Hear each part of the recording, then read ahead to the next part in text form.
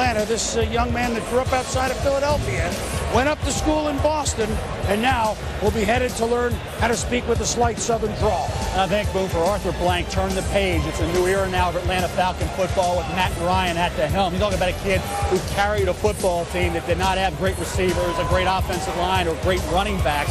Matt Ryan, you talk about his size, 6'4" and 3/4, about 220. With the 6th pick in the 2011 NFL Draft, the Atlanta Falcons select Julio Jones, wide receiver, Alabama. So Julio Jones coming to the stage. This breaks the hearts of some Rams fans that hope that he possibly could drop to them down all the way to 14. It also leaves Blaine Gabbert up for grabs for the 49ers, who are now on the clock, as we all create some headspace for those developments. Tell me about Julio Jones, Mike. Andy White, Tony Gonzalez, Matt Ryan is ecstatic right now. What a trade they pulled off. Michael Turner, Julio Jones, Roddy White, Tony Gonzalez, Matt Ryan. That's not a bad nucleus to move forward. We're going to take a break. When we come back. With the first pick of the 5th round, number 137 overall, the Atlanta Falcons select Grady Jarrett, the defensive tackle from Clemson. Rise up, rise up! All right, there you have it, Grady Jarrett, as we discussed before, big favorite of Dabo Swinney, and he would argue, too, that guy causes the kind of confusion up front that allows some of the other playmakers on that defense to make hay. Grady Jarrett needs to play in a penetrating scheme, but when he does it, he is dynamic. He is short, but plays with great leverage, plays with great balance, and look at him chase from that nose position. He will not give a center a break at all. Now,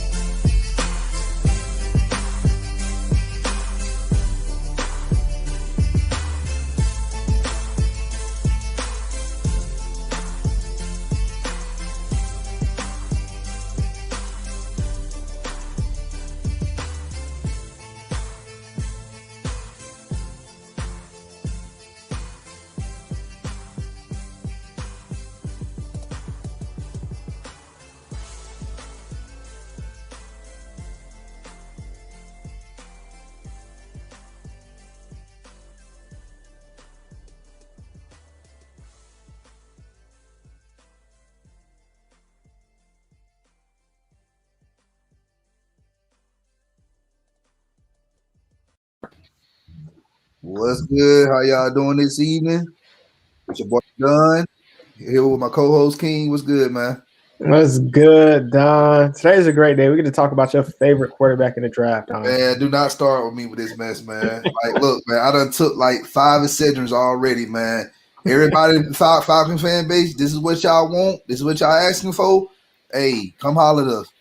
Yeah, we talking Justin Fields the whole time. Don's favorite quarterback. This is not my favorite quarterback in Ohio State. Definitely not my school. I'm a Michigan fan, so anyway, let's go ahead and welcome our guest, our special guest for the evening, Mark Rogers from Mark Rogers TV. Let everybody know who you are and where they can find you. If they don't know now, like that's crazy because like you one of the best like college podcasters out there right now, man. I appreciate that, man, and I appreciate you guys tracking me down and inviting me on to talk Justin Fields in the NFL draft. This is a good time. I'm always ready to talk some football. Anybody can look me up at Mark Rogers TV, just Mark Rogers TV on YouTube. And I've got a main channel and I've got 12 team-specific channels. So you can lock in on your favorite team. And I'm producing content, going live every day. I appreciate you coming on, man. Absolutely. It looks like I'm going to have to break up a fight here. Man, no, not between us. Oh, me and my co-host, we ain't got no smoke. He just joking around. It's me and the fan base, if you know what I'm talking about. But we'll get into that in a minute, though. But hey, if y'all new to the channel, y'all already know what to do. Hit that subscribe button, hit that like button, share this content out with Atlanta Sports Fanatics, and hit us up in the comment section. As always, come holler. at your hometown sports podcast. Before we do that, we got to pay some bills. Go ahead, take it away, King. All right. Support for Forever I Love Atlanta Sports Podcast is brought to you by Manscaped, who is the best in men's below the waist grooming. Manscaped offers precision engineered tools for the family jewels. They obsess over the technology developed to provide you the best tools for your grooming experience. Manscaped is trusted by over 2 million men worldwide. I joined the movement for all your below the waist grooming needs. So, Don, we've been using Manscaped for a while, man. How you liking it so far? Man, it is amazing. Like, I'm telling you, like, there's days I don't need to use it, but I'll be like, man, do I really need to use it? So, it's sanitary, you know, like it keeps you clean and you groom yourself. Like, man, you got to groom yourself. Like, that's part of human nature. You know, you just grow wild bushes, you know, everywhere. Like, that's trust and believe you're not gonna pick up anybody. So just saying. Yeah. So y'all know my favorite thing is the ball deodorant, and also the Lawnmower 3.0 has redesigned the electric trimmer. The Manscaped engineer team spent 18 months perfecting the greatest ball hair trimmer ever created, the Lawnmower 3.0. Yo, the thing is amazing. Their third generation trimmer features a cutting-edge ceramic blade to reduce grooming accidents thanks to the advanced skin-safe technology pioneered by Manscaped. So don't go be telling people, the king said I ain't gonna cut myself. It says reduce, people. You still got to read the directions and use it properly. Don't be using it wrong and then trying to blame the company and trying to blame King and Forever I Love Atlanta Sports. Don't do that. When I tell you this is premium, like, it's certain angles you got to cut yourself. You go the wrong angle, you cutting skin. Yeah, it is a clipper, like electric clipper at that. You can still cut yourself with kindergarten scissors, by the way. Just letting you guys know that. When I tell you this is premium, I mean premium, people. The battery will last up to 90 minutes. So you can take as long as you want to shave. And you can do it in the shower because it's waterproof. Excuse me. One of the coolest features is the LED light, which illuminates the grooming areas for the closer and more precise trimming. There's also an upgrade to 7,000 RPM motor with a quiet stroke technology. 7,000 RPM motor, and you nick yourself, it ain't gonna be pretty. Let's not forget about the charging stand that it comes with, so you can always keep it charged. If you listen to me speak right now, I want you to experience this firsthand for yourself. Trim that junk of yours, get 20% off and free shipping with the code FILASP2020 at manscaped.com. All right. Once again, the code is FILASP2021. All right. Use that code. You get 20% off on the whole entire purchase, and you get free shipping. You cannot beat that. I did order me a nose clipper, a nose trimmer, and that's coming soon. And I can't wait because, like I said, I got a Chandler Fords in my nose, so I got to get that taken care of. So. All right, on to the show now.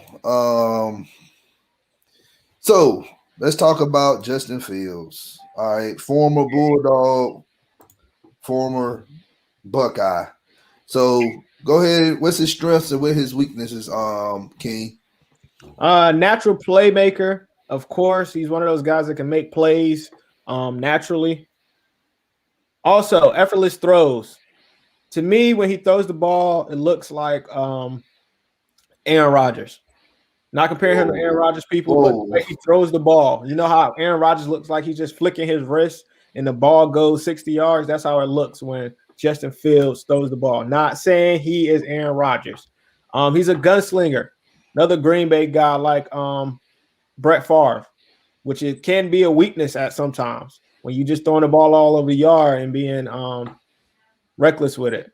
And he can run the ball. Really good at running the ball. He's not like a Lamar Jackson. He's more of a let me get out the pocket, get 10, 15, but if I break it, I can break it.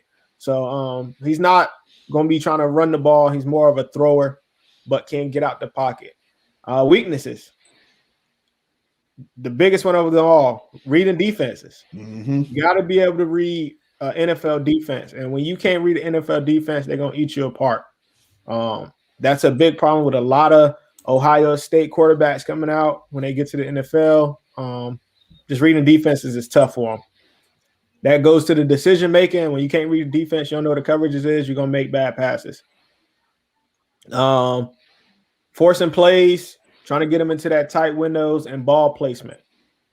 Being able to put the ball in the right spots in those tight windows when you need to be.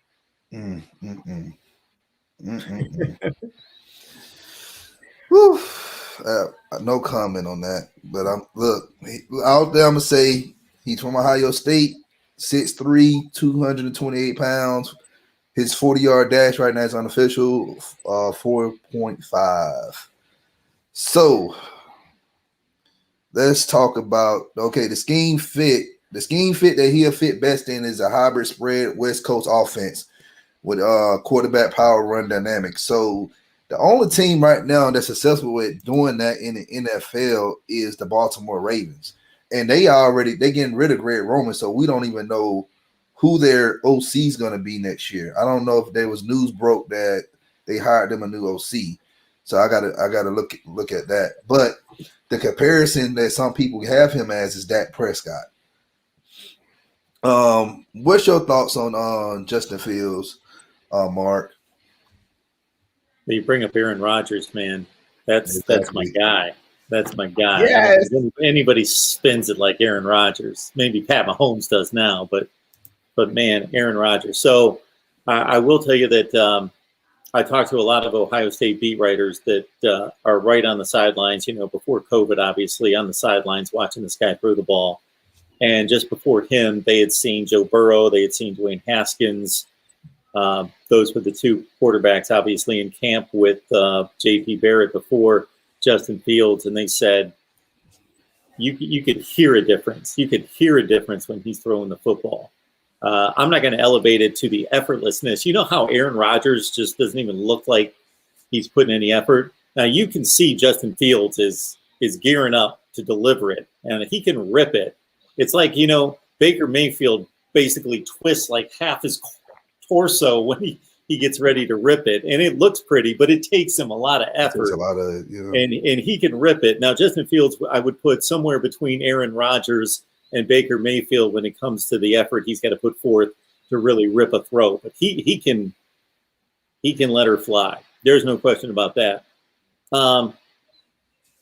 When you talk about decision making, the one game this season, the first game that I think hit everyone to basically be like, oh, is this guy ready for the next level? Is he as good as we thought he was Ohio State played a game against Indiana, and they led 35-7. And then Justin Fields got a little careless with the football, and Indiana made it a game. He still had a productive game. He still had a couple touchdowns, threw for 300 yards, but he made 3 bad mistakes in that game. The first one was he was going down the seam, and he was just focused on that receiver the whole time. And, just lasered in on him the entire time, let it go late. One of the, just a classic lock in on a receiver where the safety's just waiting and then just jumps the route, picks it off. The other two, and so that was more so the one that I was concerned about because that was reading coverages. The other two, he tried to be Superman. He basically was like, I got a guy on my back. I see somebody over here 25 yards away. I think I can make this throw. And he's not thinking about, I'm near the right sideline. I got to throw it across the field. Guys that seem like they're not in the play are going to have an angle. He just made stupid mistakes that I would think that those were could be coachable to say, when you're in that situation, don't do that. Versus reading the defense, some guys never quite get. There's even guys that have started in the NFL that are not great at reading defenses, and he may turn out to be one of those guys. Yeah, and that's the thing I'm talking about. And David, come on, man. Look, you guys not giving this young man a fair shake because you already have your minds made up about this player. Look, I think Justin Fields is an incredible athlete and a good quarterback, but far as the Falcons, I've told you guys this. I just don't see it fitting. But I'm not going to take up that much time because y'all can look at the past episodes of what my takes are on Justin Fields. All right. Right now, we are scouting the guy. So, Mark, I agree with you on that. But like I've said before, if he goes to the right coach that can develop him, he will be fine. He will be fine. Now, if he go to a Sean Payton, hey, I think that'll be the best thing for him to do. Don't wish that on us. This situation. But I'm just saying, like, you got to think about it. All right, Denver. Let's say Denver. Okay, Denver needs a quarterback. Who's up there in Denver that's going to develop him? All right, who's the Redskins? Who's going to develop him with the Redskins? Like, you got to ask yourself these questions. Like, here in Atlanta, like, we don't run spread. Like, Arthur Smith does not run a spread offense. Like, it just won't fit. But if we take Justin Fields, hey, it is what it is. It's all about the player fitting the right scheme of what you're trying to do. Can I ask you guys a question just about the Falcons and what they intend to do with Matt Ryan? So I love the start of your show, by the way, because I love those old school NFL draft clips. Those are awesome to watch. So Matt Ryan, we could make this another show, and I don't want to do that because you guys are running the show. But I would love to hear you guys go off on Matt Ryan, just in regards to the good points and the bad points in his career. And obviously, he should have a ring on his finger. But regardless, if they would have run the play clock in the second half. But anyway. Thank you. They didn't have to get conservative. There was all this talk about we don't run an offense like that. We don't get conservative, but you didn't have to be conservative. Just run the play clock down to 3 or 2. Anyway, so what do you think they're going to do with Matt Ryan? Like, when is the next quarterback going to have to be ready? Here's the thing. Arthur Blank had a conference today. He said that he don't think Matt Ryan and Julio is not going anywhere this season. That doesn't mean that we're not drafting a quarterback. But here's the thing, and people gotta understand this: as a owner and as a GM, as a head coach, your job before the draft is to pretty much keep your mouth shut. You do not want to tell the other 31 teams, unless you draft the first overall pick, which you got first dibs of the best player out of the draft, what you're going to do. So, in my opinion, I don't think we're moving on from Matt Ryan. It ain't just because of the contract. Because they said that it ain't just because of the contract. He's been playing great since he's been drafted, since 2008. The problem, and Arthur Blank said this, it's been the run game. We don't have a run game to complement Matt Ryan and the rest of this offense. You don't have a defense. Falcons been horrible in defense for years. And then the coaching has been atrocious, which hopefully we get it right with Arthur Smith. So I think Matt Ryan, I'm not going to sit up here and say he'll retire a Falcon. I hope he do. That's my homerish. But I feel like they're going to see what he can do under the new regime of Arthur Smith. Everybody keeps saying that, we picking forward. We may not never pick this high again in the draft. I'm like, y'all do realize teams always trade in the draft and trade capital away to get the first overall pick or the top 5 pick or whatever. There's other good quarterbacks coming out 2022, 2023. Like, this is not the end of the world. This is not the last year quarterbacks coming out of college. I've been saying this for I don't know how long. So my take is a little different.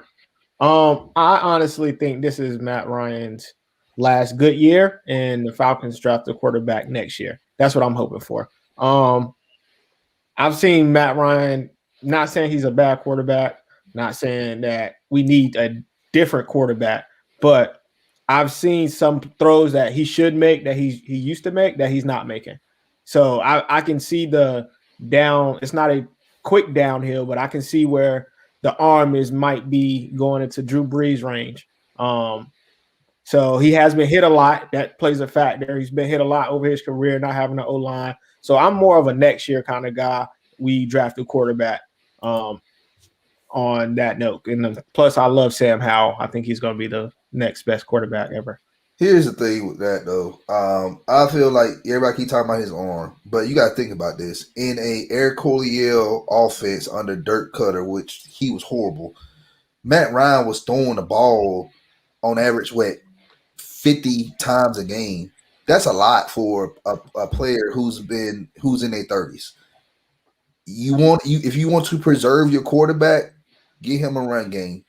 Have a balanced play call. This is what they did with Drew Brees. Tom Brady, when he was up there in New England, now he's up down there in Tampa Bay with Leonard Fournette and those guys. He don't have to do that much. So, like I said, Matt Ryan has the accuracy. It's just the amount of plays. Like you throw the ball 50 times a game, your arm is going to wear down. That's physics. I mean, that's physics. So, what's your thoughts on that, Matt? Mark? Just in terms of Matt Ryan? Well, just what we just said. I don't know if you watch Falcons football or not. So, I'm a red zone guy. So basically, I'm a Browns fan who lives a long ways away from Cleveland. So I just flip on the red zone, and that's what I chill out to all Sunday afternoon. So whatever's on the red zone is what I'm taking in. But so I'm seeing a lot less of the Falcons than I used to when they were good. I'm not watching the Falcons play too much, as opposed to a few years ago. I'm watching all the playoff games, but I kept seeing Matt Ryan make some less than questionable decisions and late in games, and I just didn't know if there was just too much put on him to try to win games, and like you say, throw it 50 times and have to score 40 points. That I think we've seen that from a lot of guys late in their careers. Brett Favre, his last year was ugly, and Matt Ryan's nowhere close to deteriorating to that level at this point. But and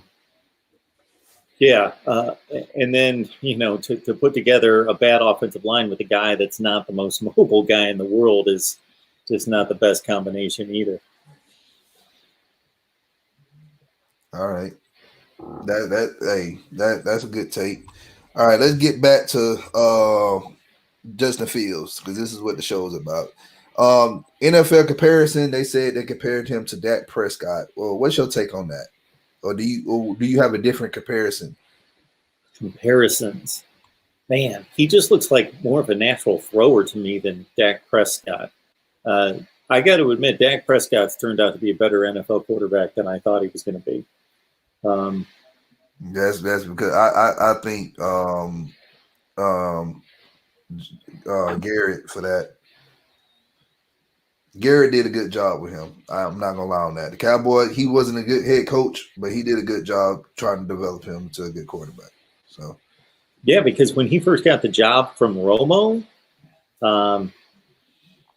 he pulled out some games. He looked good, but then that next season he fell off. But he came back and he's a good quarterback. But I really, they're big framed guys that with thick hips. When I think Lamar Jackson, Michael Vick, I think of Justin Fields. Well, Vick was certainly a solid dude. There's no question about that. And I'm talking physically in terms of their frame and being able to put up with a beating.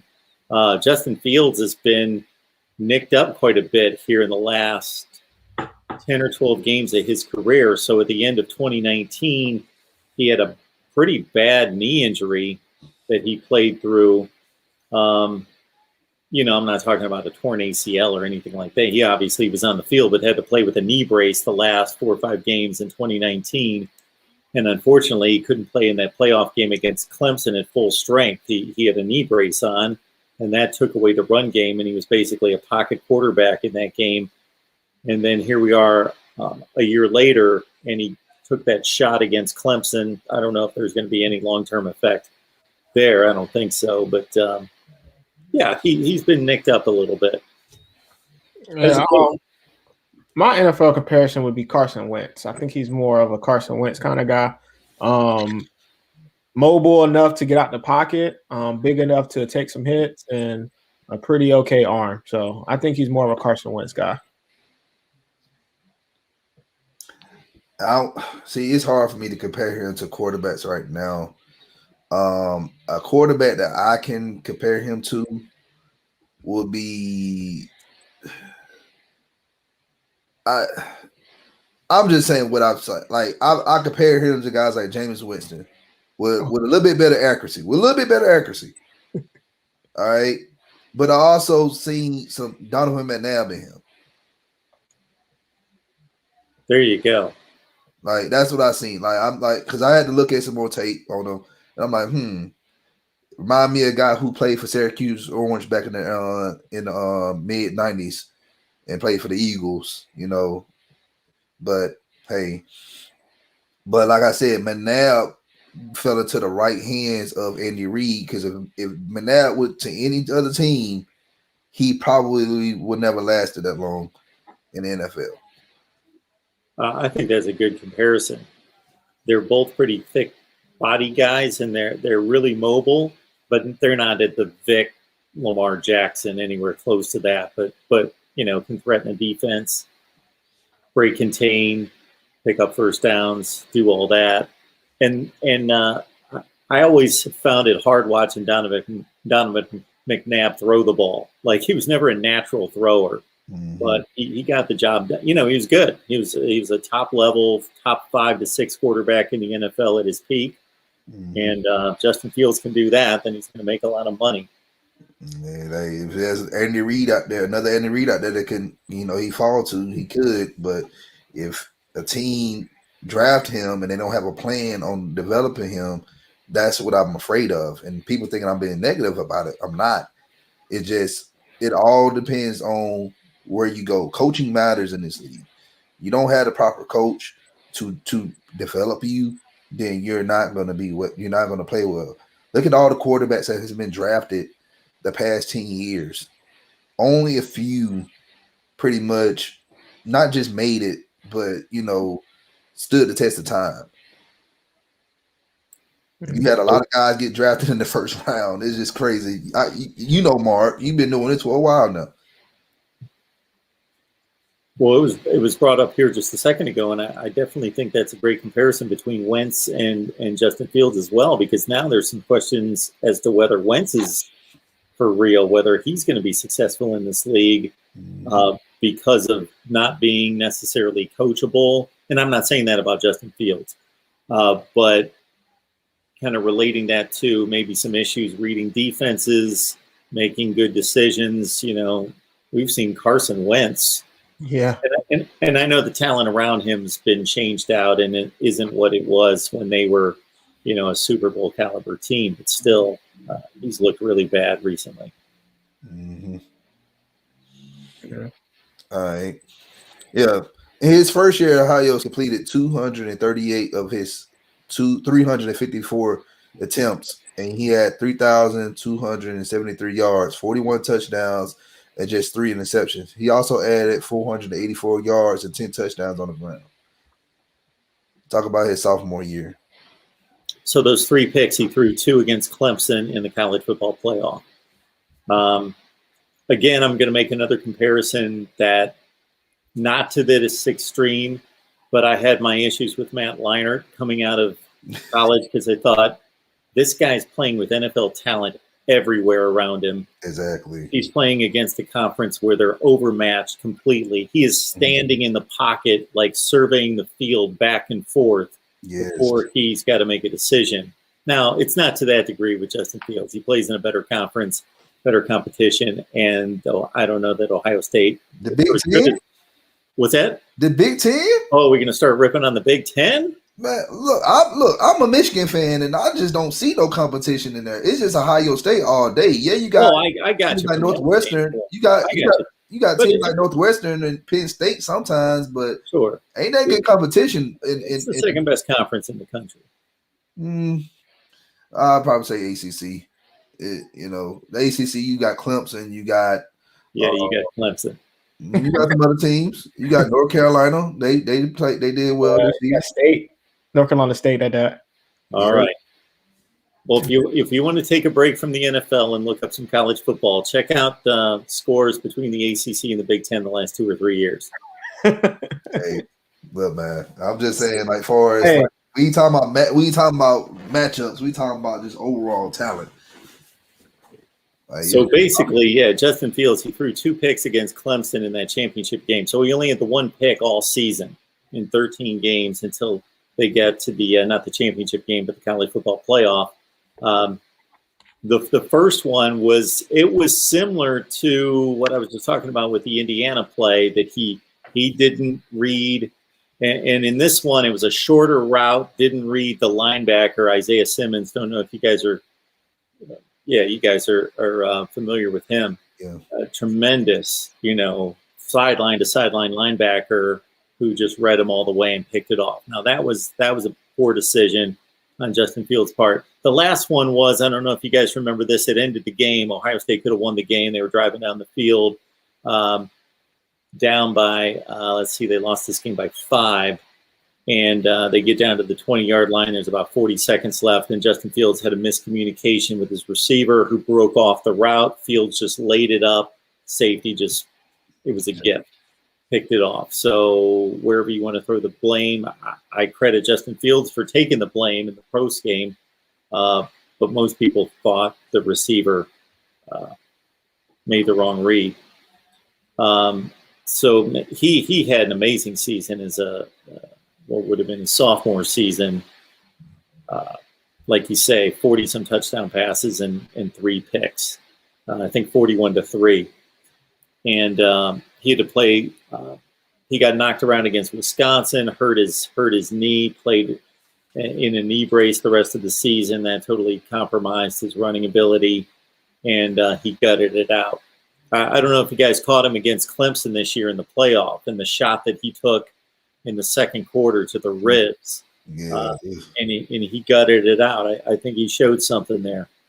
And that's what you want out of your quarterback, is a guy that's going to, not be the, I don't even know if some of these stereotypes are true, but Jay Cutler type, that you don't know if he's going to be tough enough to hang in there and be the guy that's going to be, leading this team and going to play hurt and going to play banged up.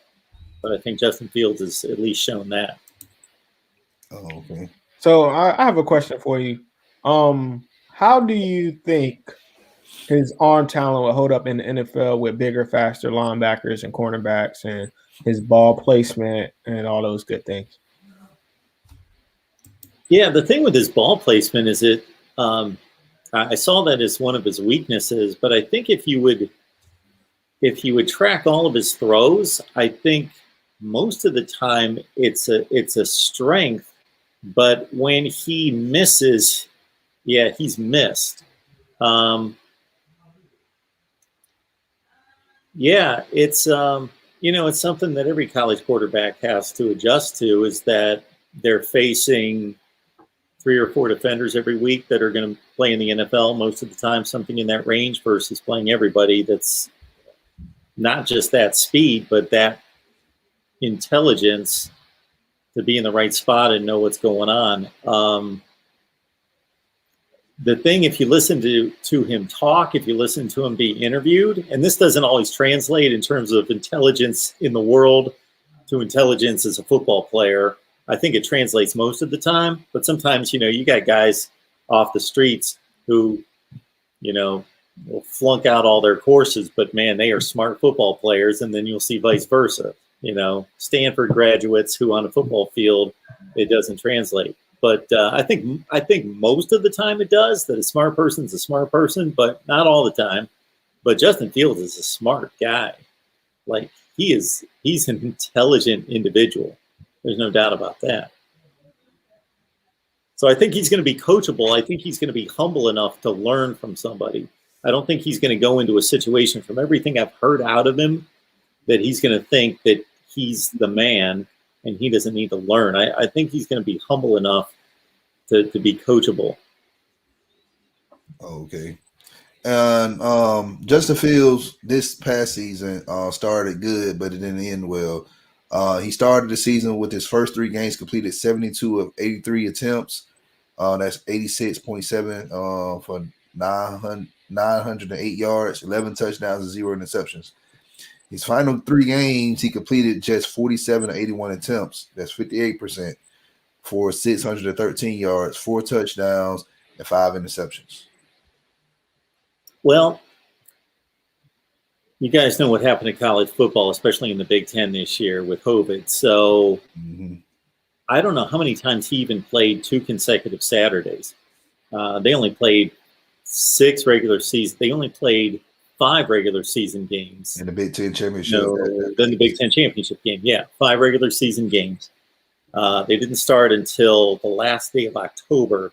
They missed the Illinois game was canceled. The Michigan game was canceled. Another game was canceled. So they missed 3 out of 8 games.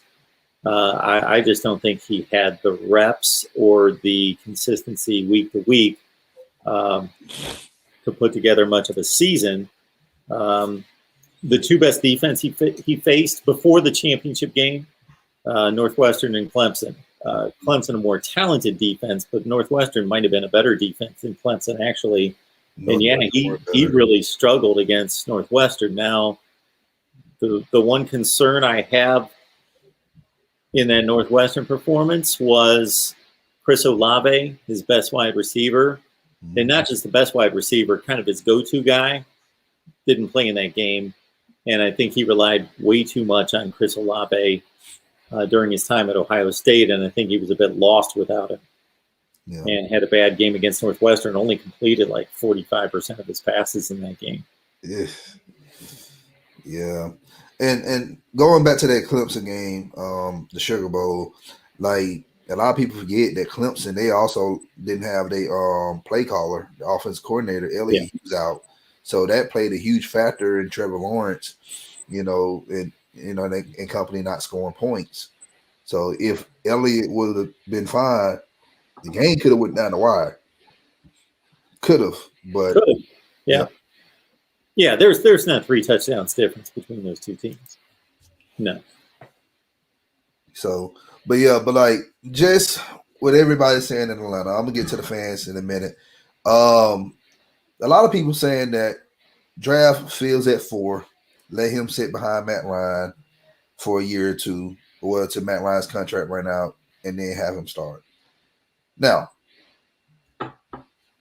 drafting the quarterback, 4th overall, top 5, all right? The last time we seen a quarterback taken in the top 5 and sat an entire year was 2003, Carson Palmer. Really?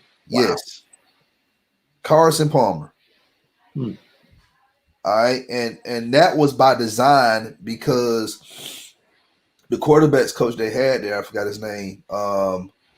He wanted Carson Palmer to learn the playbook. And Carson Palmer he's a smart quarterback. Like I think he was like one of the best quarterbacks came out of the draft, but he just didn't have the talent. And Cincinnati just played around and then get the man a line. But that's another story for another day. But John Kentner was a good serviceable quarterback, and Cincinnati had a good defense. So they went 8-8 that year. So and the next year, Kentner stepped down and say, "Hey, it's your time." So what do you think the Falcons should do with that 4th overall pick? And just your honest opinion, man. Look, we're not trying to change your narrative.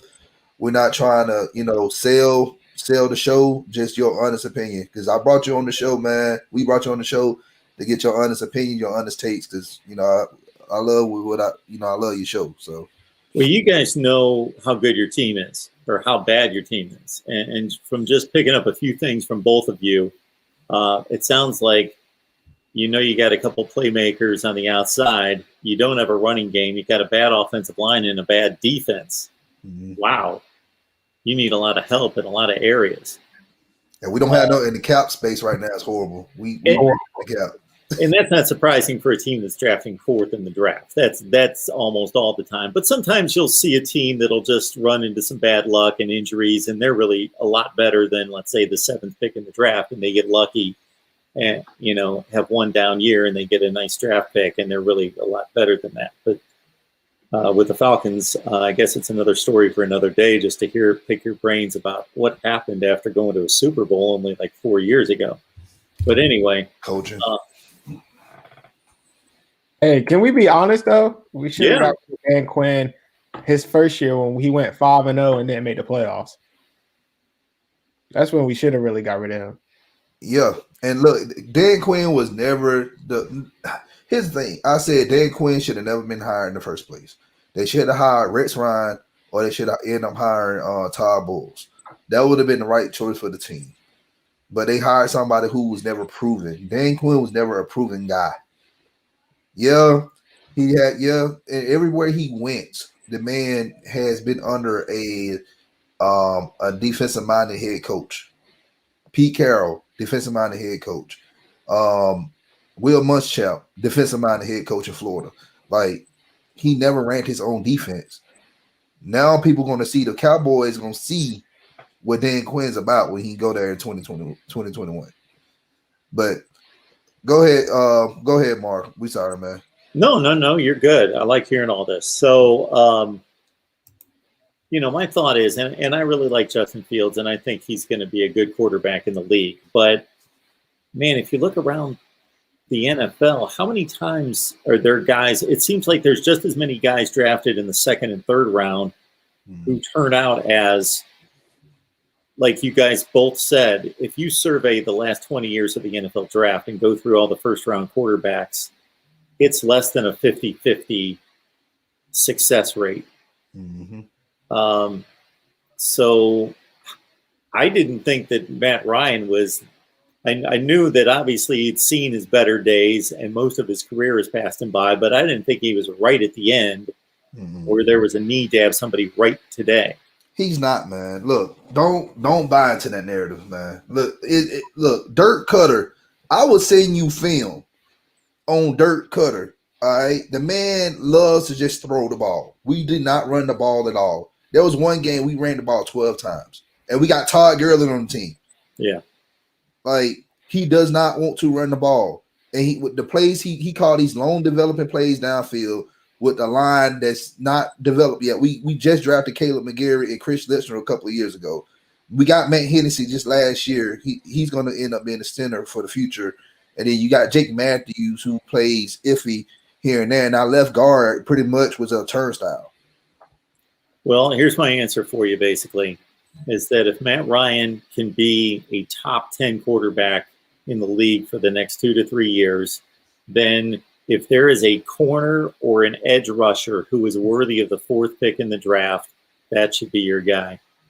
And I should know who that guy is off the top of my head, but I would like to see a list of names before I would say. Micah Parsons is one. Micah Parsons is a guy. There you go. Talk about edge rushers. Yeah, Micah Parsons, Penn State. Yeah. Like if you can get a Chase Young, the next Chase Young at the 4th spot in the draft, or a shutdown corner, then that's the route I'm going.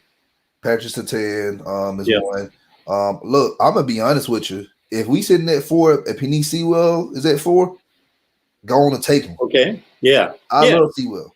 Yeah, those are your difference maker positions for the most part. Corner, edge rusher, left tackle. Exactly. So you pretty much saying don't draft Justin Fields and draft Justin Fields. I'm saying don't draft Justin Fields, and that's not a knock on Justin Fields. That's an evaluation of the Falcons versus getting a premier player at like a corner or edge rusher or left tackle position that's going to help you right away. And then you're going to have 2 more drafts to say we might get a quarterback we really love, 80 picks into the draft. Mm-hmm. Again, you got Mac Jones. You got Brady Smith. I think you don't like Brady. I like Brady Smith. I do not like Alabama quarterbacks. Well, I'm just saying he'd be a good pickup. You got Brady Smith from Memphis. I think he'd be good. That's a guy that can learn and absorb from a Matt Ryan. Yeah. So Brady White. Yep. Brady. I'm sorry. I say Brady Smith. Brady White. Yeah, you're right. Brady White. I'm saying the name wrong. But yeah, like that's another guy that we can try to pick up. But like you said, and here's my thing: you got Trevor Lawrence, you got Justin Fields, you got Trey Lance, you got Zach Wilson. Those are your big four quarterbacks. But when you look at Trevor Lawrence, he's NFL ready. He can start week 1 immediately down there in Jacksonville. Jacksonville decided to choose him first overall. Those other 3 guys, it's just they not. Here's Trevor Lawrence, and here are the other guys. They need time, and you don't know like the Jets. I don't trust the Jets. Well, yeah, they got LaFleur there. They got LaFleur. Yeah, they got LaFleur. So they got LaFleur, the other LaFleur. So I don't know. I just don't trust them with quarterbacks because they haven't had a good quarterback. I don't know how long. Hey, Sam Darnold's a good quarterback. He is. Sam Darnold's a good quarterback. Man, come on, man. Don't start that, man. Sam Darnold is a good quarterback. It is the Jets who suck. We gonna see this year though. If they allow Sam Darnold to play out his contract, his rookie deal, and they draft a quarterback, and then they just let Sam Darnold and the rookie battle out and count, we gonna see. We gonna see Sam Darnold on the Saints. I bet you the Saints make the playoffs. Okay, like I'm not gonna disagree with that because look what Sean Payton did with a doggone special teams player. Like Taysom Hill is pretty much a glorified special teams player. He killed us both times. I give you that. But Sam Darnold's he's not trash. Okay. Well, I'm not calling the man trash. It's just this is what happens when you have poor coaching. But like I said, I just don't trust the Jets. And you got Denver, who also need a quarterback. It's so many teams that need quarterbacks. Like Falcons right now, I just don't see us getting. Now, here's my take, Mark. If we sitting at 4, this is what I love. Give it to a team who need it. Trade it to a team who need a quarterback. You get more draft capital. Because like we said, we have so many holes. Yeah. You might as well, finesse another team and get more picks and fill those holes. Because I want everybody to go look at that depth chart and y'all tell me what positions we need. I know Wallace, Tom Brady was a six round pick. That's the thing. Yep. You don't know, like there are diamonds in the rough. Look at what Russell Wilson was a 3rd round pick. Like Steve Young was in the supplemental draft, I believe. Like, yeah. So it's always, you always gonna find diamonds in the rough. This is why you should have a good GM and scouting department to scout the right way. So yeah, teams will give up a lot for a quarterback. So like you say, maybe you trade down and look at what the Rams gave up to get Matthew Stafford. What they give up 2 first rounds and a second. 2 first rounds. Yeah, I think they gave up a second for this year's draft because they didn't have a first round anyway. But that's the Rams. They haven't drafted in the first round since 2016 when they picked Jared Goff. So they've been. But the thing is, for them to have this continuity and stay in a playoff contention year by year after year after year, that goes to tell you a lot by their scouting department. They don't need the first round pick. They say, look, as long as we can hit on those day 2 or day 3 draft picks, we'll be all right. And just trade and get the best player out there in the NFL. So, but let's go ahead and get to our mock.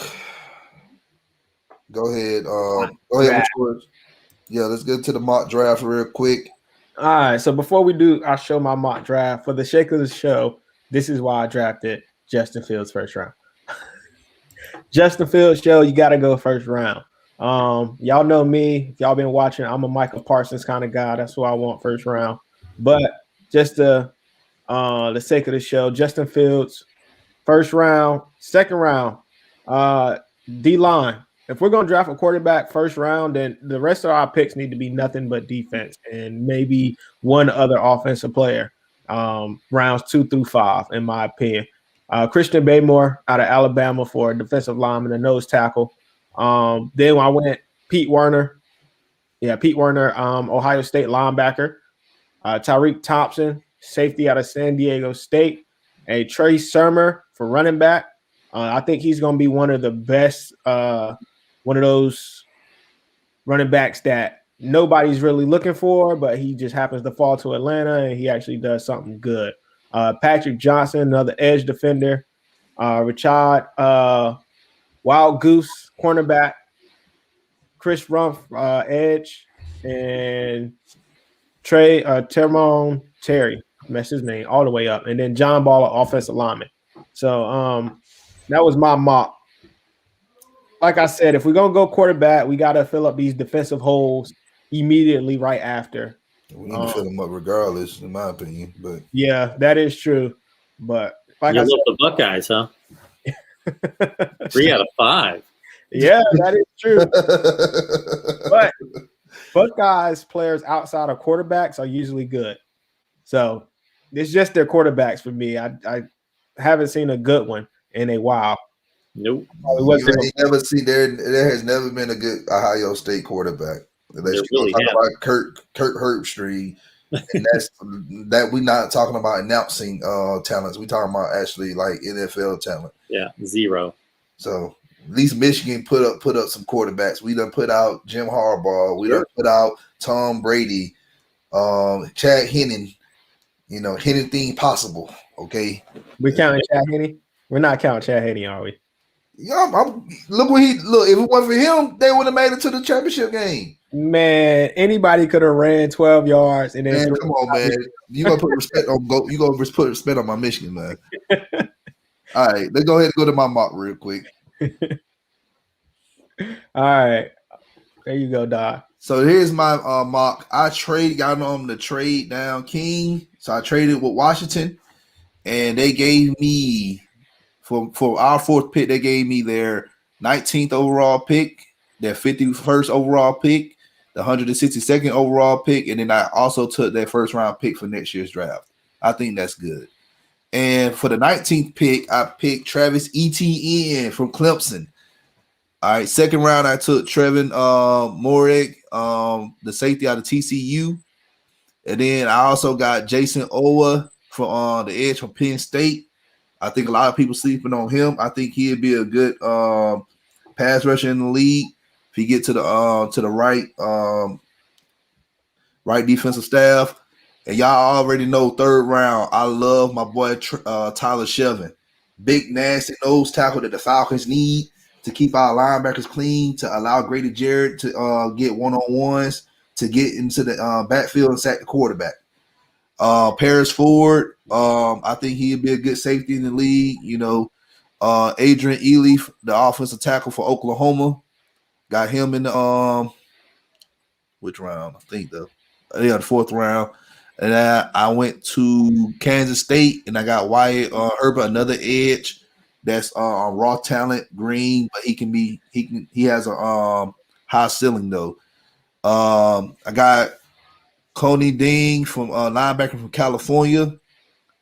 He played Mike there, but they said that he can also play outside linebacker, and he can also rush the passer if need to. Marco Wilson, I love Florida DBs. I think they can hit. They can also take the ball away as well. Teron Jackson, the edge out of Coastal Carolina. And I also picked up Amir Smith, Marset, the wide receiver for Iowa. I picked him because of his return skills. Because we need to get better in special teams. All right. I know everybody's like, why you get a wide receiver? Because of special teams. That's why. All right. And then I got Jack Stahl, a tight end for Nebraska. He could be I ain't gonna say George Kittle, but a lot of people said that this guy is good. You know, I looked at the tape.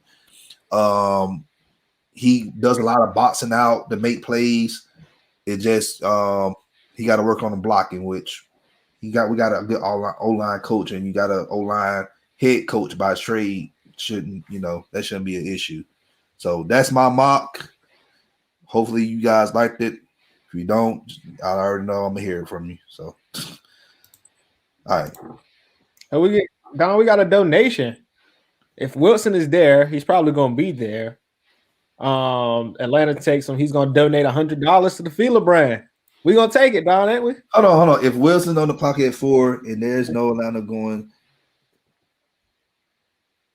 so they saying if we pick Wilson, he going to give us $100.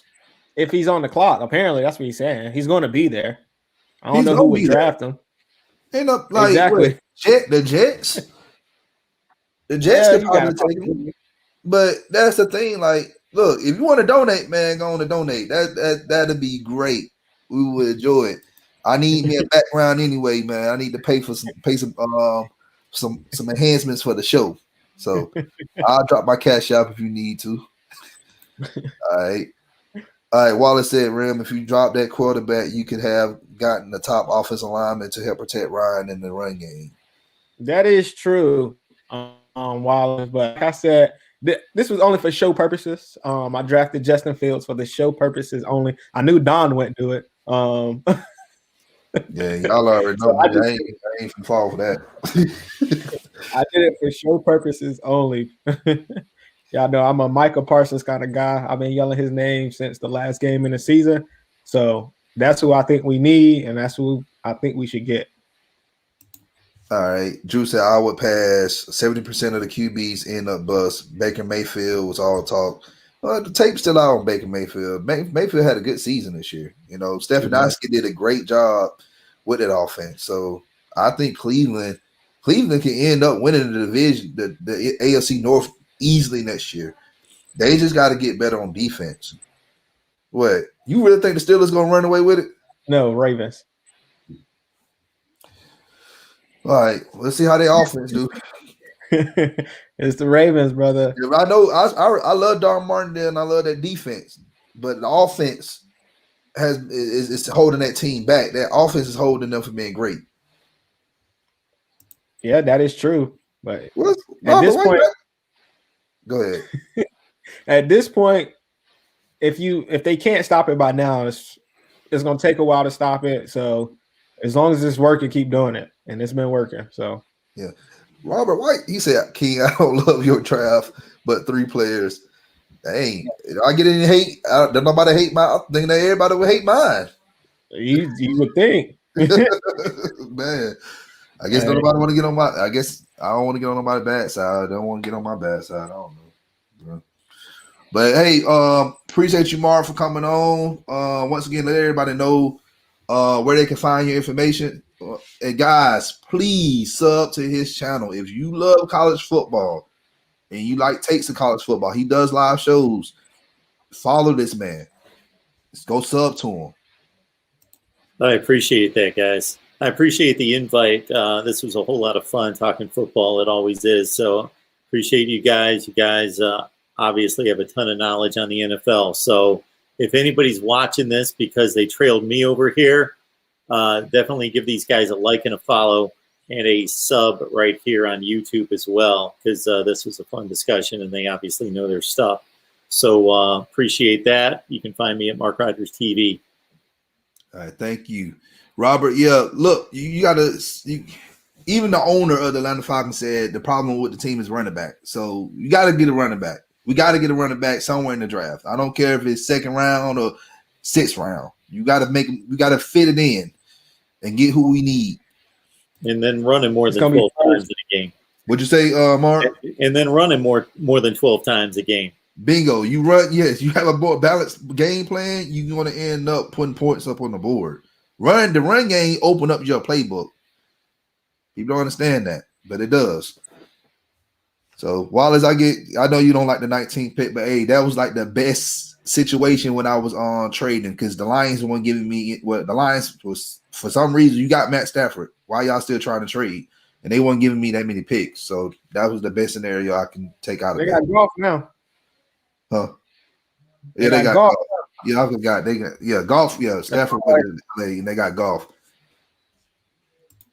He's done. Do you think a running back is going in the 1st round? I'm not. Look, that's what I chose. Because I know if I didn't choose a running back then I was gonna miss out on the next good running back was gonna be Javonte Williams, and I don't think he's he may end up going early in the second. And I already that's why I say I'll go ahead and get ETN. So that's why. But look, y'all already know Javonte Williams is my guy. I want him on this team. That man was running through people in North Carolina and didn't even have a line. So, all right, let's go ahead and end the show. If everybody who watching this at a later time, please hit us up in the comment section. Let us know your thoughts on Justin Fields. Do you think we should pick him at 4? Do you think no, we pick somebody else? Do we need to trade down? Let us know your thoughts. All right. Everybody who watched this show live tonight, appreciate y'all so much. We on our way to get this baby monetized. Hey, we couldn't do it without you guys. Thank y'all so much. If you're new to the channel, you already know what to do. Hit that subscribe button. Also hit that like button. Share this content out, Atlanta Sports Fanatics. And hit us up in the comment section. As always, come holler at your hometown sports podcast. It's your boy The Dunn with my co-host King. Yo, make sure y'all tune in to King's Round. We're gonna talk the Hawks. Yo, last time I looked, they was getting busted up on by the Utah Jazz, man. The Utah Jazz. Yes, the Utah. They're about to lose to the Jazz. 109-82, 2 minutes and 37 seconds left. So you know we're gonna have to talk about that, and it's not gonna be pretty. So love yourself, and I'll see y'all on King's Round. And this has been Draft Prospects here on Forever I Love Atlanta Sports Podcast. Y'all have a great evening. See you then.